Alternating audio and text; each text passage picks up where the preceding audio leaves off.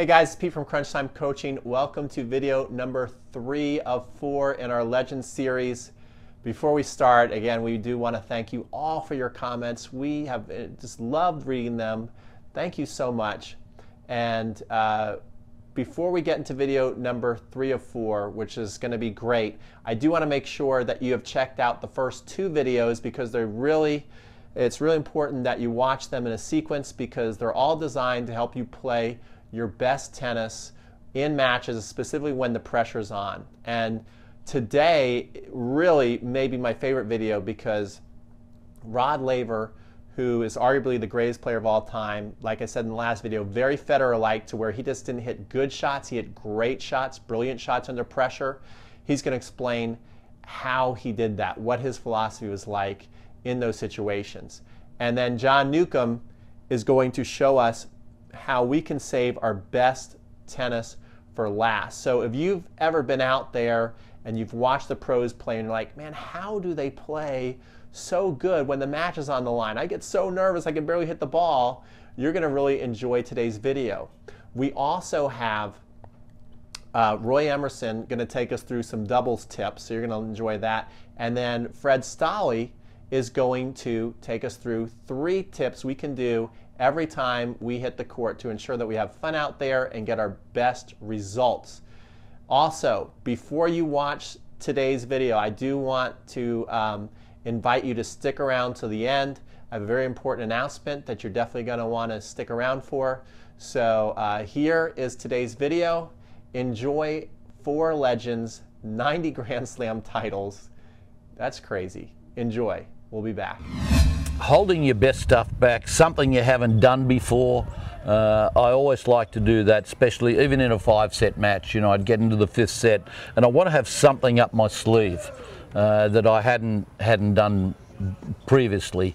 It could be just a little something, but you only need a little something to get that one important point, and that can swing a match. Yeah, and that reminds me of what we were talking about last night, which I'd love you to talk about just real quick, is when you played on clay, you know, talk about bringing the best stuff early, you would actually stay back, which was not something you were the best at, but you were like, it's good enough. And I can hang with these guys. If I can hang with them at their game, then at the end, as the match got closer and closer and tighter, deeper and deeper, you would then start bringing out the net stuff, correct? Well, nearly 100% of my early tennis up till 12, 13 years of age was played on clay. So, you know, I knew I could stay back and rally because that's where I'd learnt the game. And then I developed a serve and volley game, and that became my forte. And when I first started travelling overseas at 17 years of age, and we played a lot in Europe on the clay, and of course I'd go with my aggressive game. And I'd always have close matches against the clay quarters, but, you know, it was losing more than I was winning. And it was probably after about 6-7 years of travelling and playing on the clay, and I gradually started to change my game plan over there. So I started to think, okay, this is best of 5 sets. If I can play for an hour and a half, mainly from the back of the court, and stay level with this guy, then I can bring more gears. I can start changing gear. I can start coming into the net a little more, and I haven't played my A game and I'm still playing level. I like my chances, and my attitude was, this may take me 3 or 4 hours out here, but by the end of the match I'm going to be using my A game mostly. Can you play under pressure? Yeah. And I think that probably, you know, was the best thing that ever helped me, as I mentioned earlier. The pressure was playing well under pressure. You know, if you're down 15, 40, you know, oh God, now what'll I do? You just poke it back? And because my theory was, give it a ride. Give it a ride. Give it a hit. And, and I think that, yeah, you miss your share, but all of a sudden, you know, you guys sort of sitting back thinking, is he going to hit this hard or not? And of course, so I think each side of that coin is right. You know, be consistent, but don't get too aggressive. Yeah, but you knew you played so many hours and hit so many balls that you had the trust that at the right moment, I trust my shot, it's going to work, right? That is true. I think practice and working on certain shots, whether you're hitting a cross court from a deep ball, are you getting it back into the location you're looking for? I know another trick is to playing with Roy Emerson, and I used to travel together on the amateur circuit, and we went through the Caribbean circuit and went through Europe, but we just, the two of us, yes, there were other players, but a lot of times they didn't want to play at the times we wanted to, so we practiced almost all the time. And when you it's like a hit down the tram lines, we call them the tram lines, see if you can, how many times you can hit that topspin backhand down the tram line. So is the tram lines in between the doubles alley? You're right. In between the doubles alley, and seeing how many you could make in a row. That's a great drill. And so that's another thing is how deep are you going with the shot? It's got to get over the service line all the time, and not once missed, but you've got to get them all over there. Otherwise, we'll hold the point up, do it again. Lots of rec players go out there. They play in leagues, and they can't necessarily handpick their partner every week. People are out of town on. So what are some of the things that you could do to make a partner that you've never played with feel comfortable with you, and maybe if you're kind of like the football coach on the tennis court, what would be some things that you would maybe say to them to help them feel comfortable and to know how you guys are going to set up and play that day? Well, what I used to say to my partner occasionally, I said, whenever you want to hit a ball in on your return, I'll be very happy. So that that kept them nice and loose. So kind of keep it loose and funny is good. Yeah, you've got to have a good communication. And I like to play the juice court. And I was always looking for someone who may be a little bit more aggressive on the backhand side to play that side. Also make the returns, but may be able to bring off a pretty good big shot on a game point. The player on the first court here has to be consistent. The player on the deuce court? Yes. If you have a player on the deuce court that's erratic, then the partner is always facing 15 love. And if you don't win the next point, it's 30 love all of a sudden. So the first court player should never miss a return. Should always get into the point. That guy's never miss a return. Well, if you get your racket onto it and you respect whatever serve comes in, then you play the shot that you're going to still be looking after your partner, trying to protect your partner. The way to play doubles is to make your partner look good. You don't play singles out there, and every shot you play, you know where your partner's standing. If they're vulnerable at the net, you've got to keep it low. If you can't do that, you play a controlled high lob. Very good, very good. So you're saying that in general, the best way to play is you've got your consistent player, maybe doesn't have the biggest weapons, they play the deuce court so that you can have maybe the person who, goes for bigger shots, maybe misses a little more, but we always want to be consistent, but they've got maybe that knockout punch that can break. That's kind of something you're looking for. Exactly. And if you get that combination, then you've got a chance every time you play. Very good.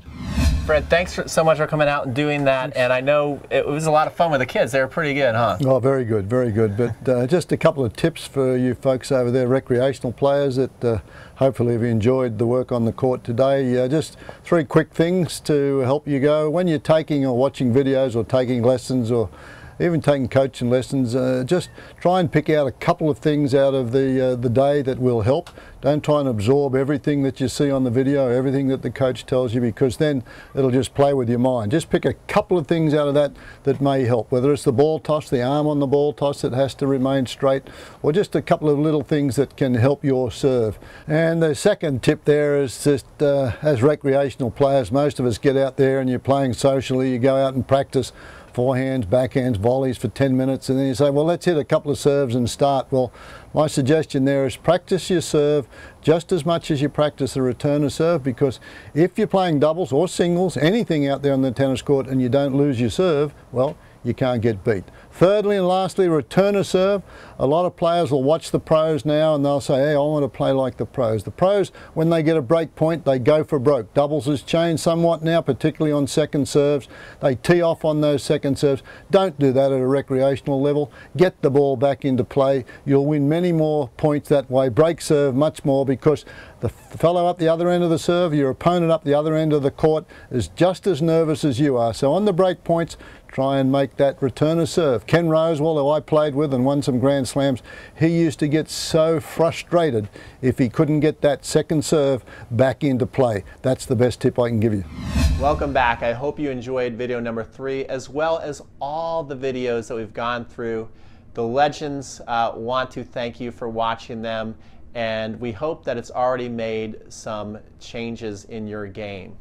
However, this could be just the beginning for you in what could be a meaningful change in transforming your game so you can have the best year ever on court.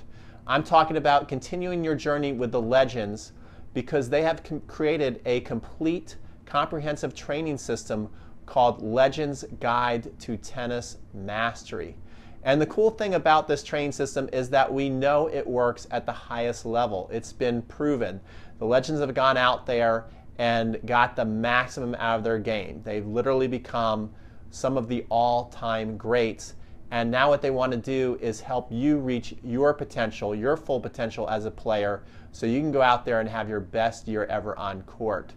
These Legends have been doing it on the court, and they've also been doing it as coaches over the last 27 years, helping players just like you and me get the most out of our game.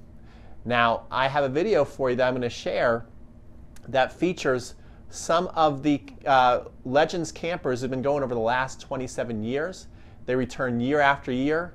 These players pay top dollar to go visit the Legends, upwards of $5,000, but they absolutely swear by the results. They return year after year. They cannot wait for the next year to come around. So enjoy what could be a vision of what can happen for you here in just the next couple of days.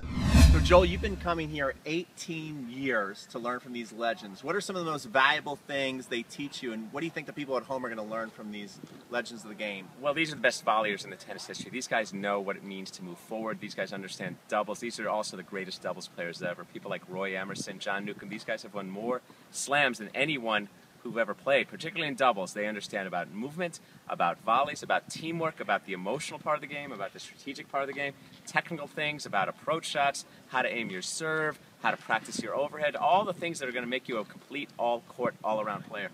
Yeah, these guys are truly the masters of the game. They really are. They really understood the game from A to Z. They knew the game, how it was played then. They studied the game the way it's played now. They understand the whole court. They understand serve volley. They understand ground strokes. A lot of these guys won the French championships as well as a lot of big titles on grass. They just understand what it means to be an all-court, complete player and a player who can play for your whole life.